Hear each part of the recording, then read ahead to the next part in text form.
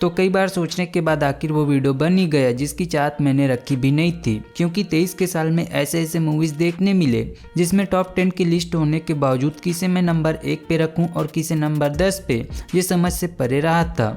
क्योंकि मेरे लिए तो वो सारी मूवीज़ एक जैसे थे, तो कैसे किसी एक को बड़ा बता दूं।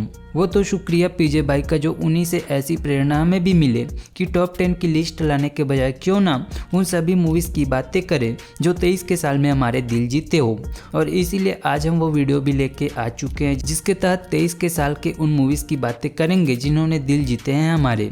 जहाँ लिस्ट की शुरुआत पहले हम फिल्मी मूवी से करते हैं, जो मूवी अपने नाम के तरह ही कहानी भी प्रेजेंट करती है और यही स्वीट सी खूबसूरत सी खट्टी मीठी कहानी से हमें रूबरू कराती है, फैमिली रिलेशंस और उनके इमोशंस को थोड़े से कॉमेडिक वे में दिखाते हुए। इसके बाद विरूपक्ष अपने दमदार कहानी और स्क्रीन प्ले के चलते लिस्ट में और दिलों में भी जगह बनाती है, इसलिए कि मूवी का कॉन्सेप्ट काफ़ी अलग है और यूनिक भी नज़र आता है अपने बेहतरीन मर्डर मिस्ट्री थ्रिल और हॉररिक वाइब्स के चलते। इसके बाद अपने फहद फाजिल की मूवी पचवुम अतबूता विलुक्कुम आता है, जहाँ इसका नाम जितना कॉम्प्लिकेटेड है मूवी उतना ही सिंपल है या नेचुरल है।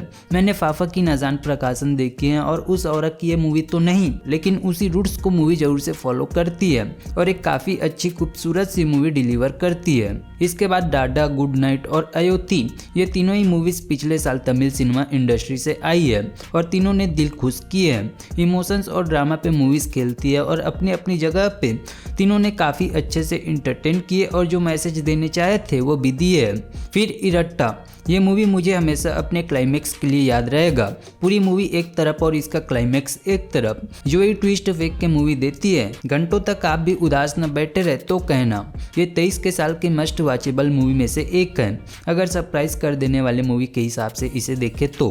फिर मलयालम सिनेमा इंडस्ट्री से ही साल की और ऑल टाइम सबसे ज़्यादा कमाई करने वाली मूवी आती है 2018। मूवी पूरे 2018 के उस घटना को बताती है जिस समय पूरी केरल पानी में डूबी हुई थी। ये मूवी नहीं, वो इमोशंस है जिसे देखते समय हर एक व्यक्ति के आंखें नम हुए हैं, उन हर एक व्यक्तियों के लिए जो उस समय उनके लिए हीरो रहे थे। इसके बाद मास एंटरटेनमेंट की बात है तो इस साल जवान और जेलर ने कोई कमी नहीं छोड़ी है। दोनों ही बेहतरीन थिएटर एक्सपीरियंस मूवी रहा, जिन्हें मास जॉनरा के हिसाब से यहाँ रखना कतई गलत भी नहीं होगा। फिर इसके बाद आता है अपने वेट्री मारन की मूवी विद्युतले पार्ट 1। मूवी जय मोहन जी के लिखे नोवेल वननगन पर बेस्ड है और इससे बेहतर एडेप्ट कर पाना शायद ही किसी के लिए मुमकिन है।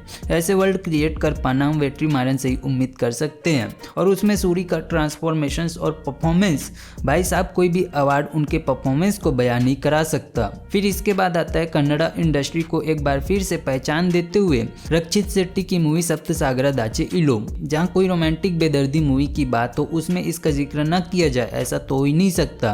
अपने कहानी, परफॉर्मेंस और इमोशंस के चलते मूवी हमेशा याद रखी जाएगी। और अब आता है साल की सबसे कंट्रोवर्शियल और कैंसर बोले जाने वाली मूवी एनिमल, जिसके लिए भी ये कैंसर होना है, कंट्रोवर्शियल होना है, होने दो, लेकिन अपने लिए तो ये नए सिनेमा का आरंभ है। मूवी अपने डायरेक्शन, स्क्रीन प्ले और परफॉर्मेंस के चलते दिलों पे जगह बनाती है और इसमें कोई शक ही नहीं कि आगे भी हम ऐसे मूवीज आने की उम्मीदें करते हैं। इसके बाद अब इस लिस्ट में सिर्फ 3 ही मूवीज आने हैं जिन्हें मैं इस लिस्ट के टॉप पे रखना चाहूँगा, इन तीनों को ही, जिसमें पहला है बालगम। एक बेहतरीन इमोशनल मूवी की बात हो तो इसके कंपैरिजन में कोई हो ही नहीं सकता।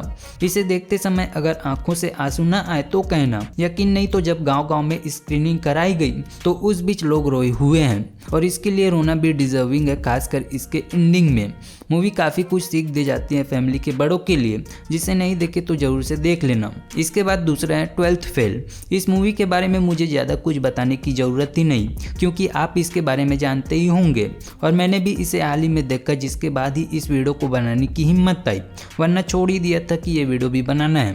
खैर, मूवी काफ़ी खूबसूरत और इंस्पिरेशनल है और सभी को ये मूवी देखनी चाहिए, मैं तो ऐसा मानता हूँ। फिर इसके बाद तीसरा है चित्ता। तमिल सिनेमा इंडस्ट्री से ये मूवी आई है जो काफ़ी अच्छी चली साउथ में, जैसे कि नॉर्थ में 12th फेल चली है, क्योंकि मूवी चाचा और अपने भतीजी के बीच के रिलेशंस, इमोशंस और गहरे अटैचमेंट्स को दर्शाती है कि एक के बिना दूसरे का वजूद ही नहीं, और जब वही अलग हो जाती है तो उस समय उनके स्ट्रगल्स और उनके इमोशंस मूवी काफ़ी ज़्यादा हिट कराती है। जहाँ शुरुआत मूवी की काफ़ी प्यारी खूबसूरत लगेगी, लेकिन जैसे जैसे कहानी आगे बढ़ती जाएगी मूवी काफ़ी सीरियस और डार्क होती जाती है और इसी इमोशनल स्टोरी प्लस परफॉर्मेंस के चलते मैं इसे साल की बेस्ट मूवी कहने से बिल्कुल भी पीछे हट नहीं सकता। तो ये थे वो मूवीज़ जो 23 के साल के अच्छी या काफ़ी अच्छी मूवीज़ मैं अपने लिए बोल सकता हूँ जिन्हें मैंने देखे हो। इसके अलावा और भी मूवीज़ है जिन्हें मैं ज़रूर से यहाँ पे मेंशन करना चाहूँगा। बाकी आप भी अपने फेवरेट मूवीज़ की लिस्ट हमारे साथ ज़रूर से शेयर करना कमेंट बॉक्स में। बाकी कुछ और भी बातें हो तो वो भी बताना बिल्कुल भी ना भूलना। तो इसे करते यहीं पे समाप्त, मिलते अगले वीडियो में।